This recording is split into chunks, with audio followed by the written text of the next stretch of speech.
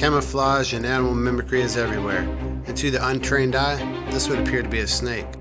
A rough green snake to be specific. That's a relatively common species found here in Florida. I have another video on my channel about the rough green snake. Or maybe this is where they got the inspiration on Pokemon for Katydid. So not only do animals mimic other animals, but people mimic animals.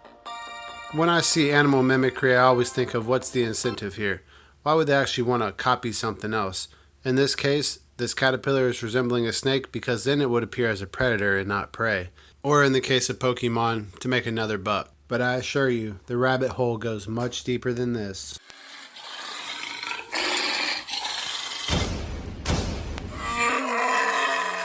Be sure to subscribe. Welcome to the great outdoors. The Spicebush Swallowtail flies around in search of her suitable host plant, the Spicebush. Once she finds that most favorable host, she then lays her eggs on that, and those eggs hatch into larvae and continue to feed and grow. The larvae then start to develop unique characteristics that distinguish them from other caterpillars.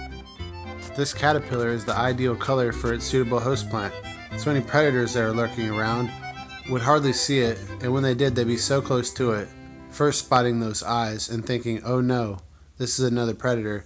I'm going to leave this alone and get out of here as quick as possible. The diversity of animals and plants on Earth is truly amazing, and Pokemon has really capitalized on showing that diversity through their Pokemon Go series and Pokemon cards. I mean, we grew up on Pokemon, and it's nice being able to see all the different organisms that we may never get a chance to run into or possibly just walk by and not even notice. First of all, those eyes on that guy's head aren't eyes at all. Those are eye spots. That's more like the back of his neck region or upper back. His head is actually tucked just below that white line that looks like a mouth. You can see his head coming out here. He's able to retract his head to keep him protected from any predators. Here's a few creatures that Pokemon may have took a little inspiration from. Sandslash, which looks just like this ancient looking creature, the pangolin. Or what about Vileplume? There's no doubt that this thing resembles the Rafflesia ornati. It's interesting they portray Vileplume as an animal more than a plant, considering the corpse flower, which attracts many pollinating insects with that odorous smell, is actually a parasitic plant, meaning that it doesn't actually produce its own food. It feeds off of the host plant Tetrasutra, so it is more like an animal. Likewise, some insects have developed characteristics that resemble plants. All around the world exist insects that are hardly distinguishable from their host plants or trees. One such example is the walking stick, and here in Florida, a common species is the two-lined walking stick. This polymorphic species shows a huge difference in size between female and male. In fact, that's what polymorphic means. Now, this two-lined walking stick doesn't appear to be trying to hide at all, and that's because she's not too worried about anything.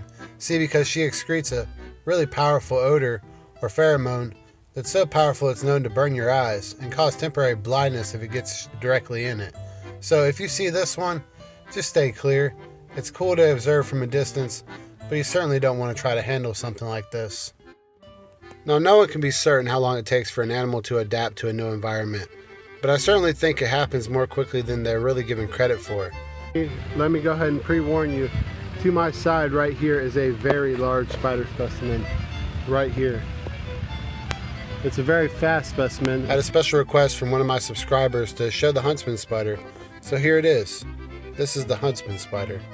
But what's really interesting about the Huntsman Spider is that, not that it's a Huntsman Spider, it's that this one doesn't look like most of the other ones you see online.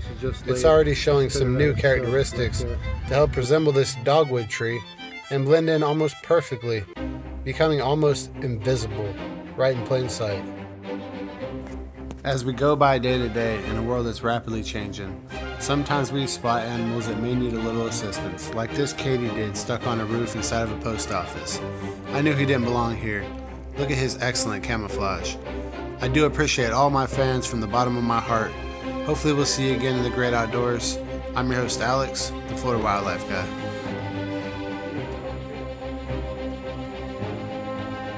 How deep do we really want to dig into the rabbit hole? When I was a child, I remember my father finding a yellow rat snake in our birdhouse. He told me about the circle of life, and through time I learned about the balance of our ecosystems. Every day a new adventure, a new creature. Shows like The Crocodile Hunter. It became my goal to catch every species of animal possible. Then YouTube came along and gave me a platform. Now I can share with my subscribers. Thanks for your support. It means a lot to me, the Florida Wildlife Guy.